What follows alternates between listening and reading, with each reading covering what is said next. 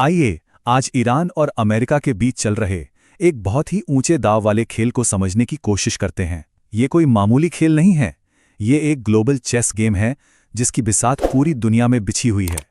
तो चलिए देखते हैं कि इस खेल की रणनीति क्या है। हम ईरान के गेम प्लान को स्टेप बाय स्टेप फॉलो करेंगे, उसकी पहली डिप्लोमेटिक चाल से लेकर उसके सबसे बड़े सबसे आखिरी दाव तक। तो इस खेल में ईरान की पहली चाल क्या है? वो है डिप्लोमेसी। उसने एक ऐसी सोची समझी यात्रा शुरू की जिसमें से जानबूझकर अमेरिका को बाहर रखा गया है। और ये बात बहुत दिलचस्प है। देखिए कैसे किसी भी सीधे टकराव से पहले ही ईरान चुपचाप एक मजबूत गठबंधन बना रहा है और अमेरिका को इस पूरे सीन से अलग थलग कर रहा है। अच्छा, कूटनीति के बाद ईरान अपना अगला दांव चलता है और ये एक आर्थिक हमला है, सीधा अमेरिका की फाइनेंशियल ताकत के दिल पर। ईरान के इस दांव की गंभीरता को समझने के लिए पेट्रो डॉलर को समझना बहुत जरूरी है। आप कह सकते हैं कि यही वो नींव है जिस पर अमेरिका के आर्थिक दबदबे की पूरी इमारत खड़ी है। और यहाँ इस चुनौती का पूरा सार साफ हो जाता है। दुनिया के सबसे जरूरी लेन देन यानी तेल के व्यापार को डॉलर से ही दूर ले जाना। और ईरान का ये कदम चीन जैसी दूसरी बड़ी ताकतों के मकसद से एकदम मेल खाता है। इससे इन देशों का एक साझा और बहुत शक्तिशाली मकसद बन जाता है। तो रणनीति का अगला चरण है मिलिट्री प्रेशर बनाना।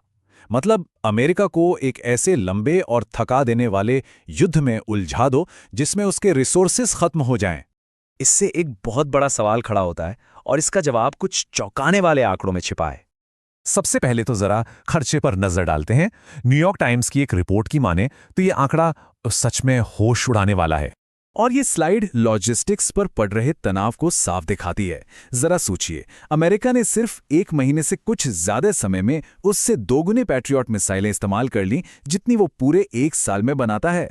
इस दबाव का असर पूरे दुनिया पर पड़ रहा है। अमेरिका को दूसरे बहुत जरूरी इलाकों से अपने जहाज और मिसाइल सिस्टम तक हटाने पड़ रहे हैं।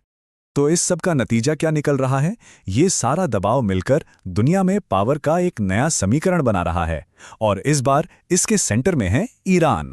मतलब ये सिर्फ टिके रहने की लड़ाई नहीं है, बल्कि ईरान अब एक अमेरिका विरोधी गठबंधन की ऐसी धुरी बनता जा रहा है जिसके बिना शायद काम ही ना चले। ये देश मिलकर एक ऐसा नेटवर्क बना रहे हैं जो अमेरिकी निगरानी और उसके कंट्रोल की पकड़ से पूरी तरह बाहर है। और ये सब हमें इस खेल के एंड गेम की तरफ ले जाता है जो एक बहुत बहुत बड़ी रकम के इर्द गिर्द घूमता है।